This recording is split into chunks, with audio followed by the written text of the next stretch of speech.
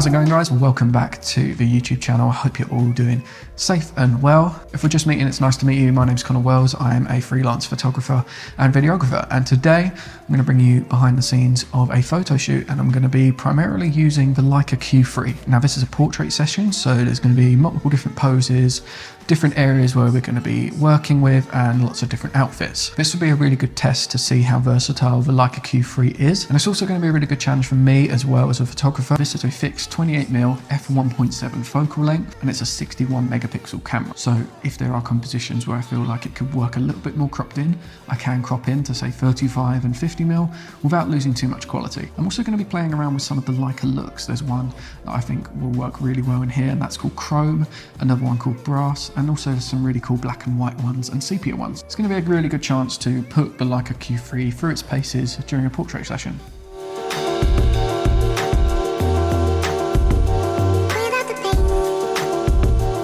Hi guys, I'm Gemma. I am a choreographer at Bedford Fitness First. If you're into heels, come on down, please do. It's £10 a class. And I'm just completely and utterly lovable, so you'll absolutely love me. And if you want a Chicken George, hit me up. I've known Connor for about 5 weeks. Since then, he's done lots of videography for my heels classes, which is held in Bedford. He always makes people feel comfortable, including me. I had to have a very vulnerable shoot today, but it was very comfortable and very easy with him, and the outcome is perfect and everything I want. So he's amazing, and you should book him now.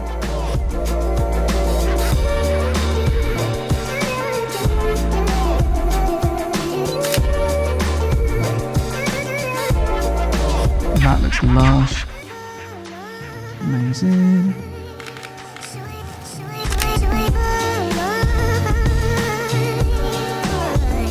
That.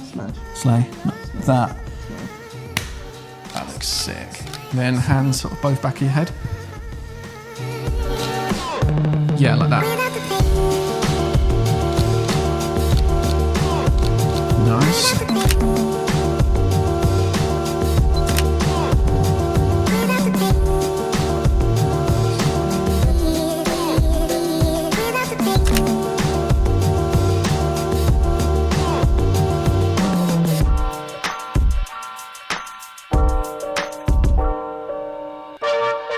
Oh, look. Slow, slow. Wait. Oh, smiley me!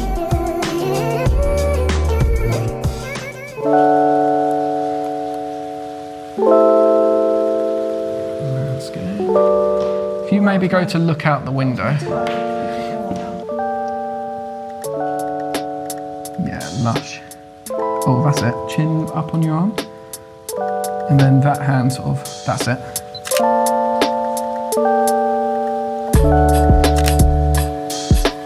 Mate, yeah, fine. Oh, I got you laughing. Oh, why do I look really nice right now?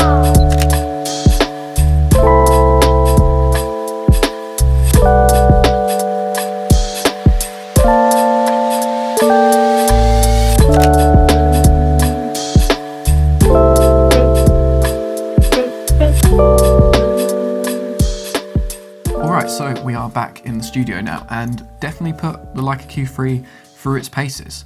I've got some thoughts and some things I wish were different about the Leica Q3 when it comes to portrait photography. So let's have a little sum up. I personally think it handled skin tones really, really well.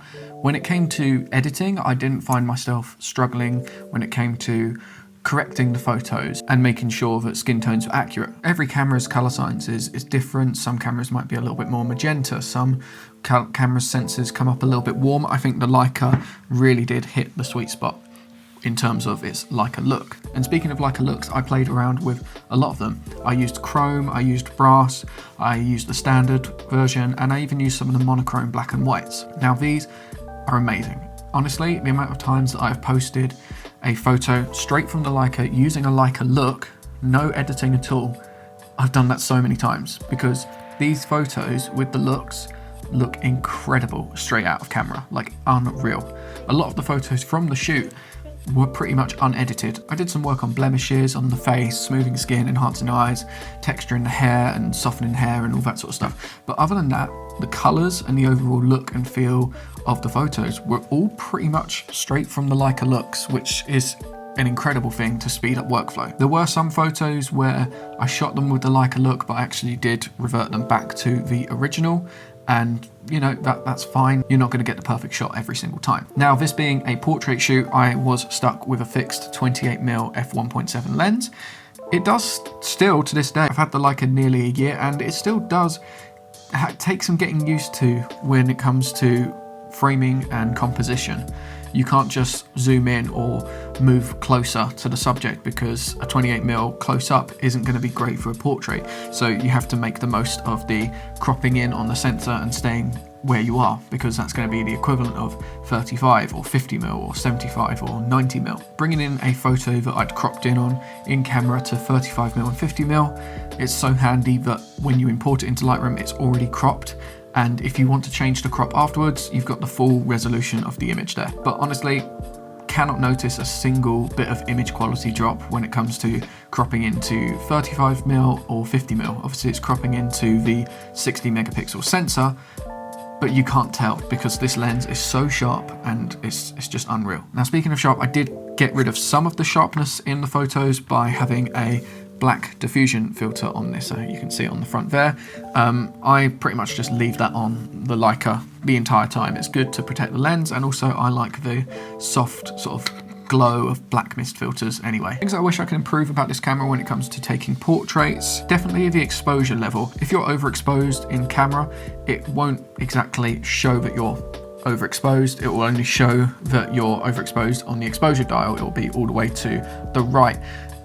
So that's one thing to keep in mind. You could take a photo and not notice that your shutter speed isn't high enough, or you've got your aperture too low. You won't know until you've looked back at the photo, because it doesn't really show that you've overexposed your photo unless you look at either the histogram or the exposure compensation dial. Other than that, I am really impressed with the Leica Q3 when it comes to taking portraits. I'm looking forward to putting this camera through its paces with other different scenarios. What would you like to see me put this through its paces with next? Please don't say something like sports photography or wildlife photography. It's definitely not made for that.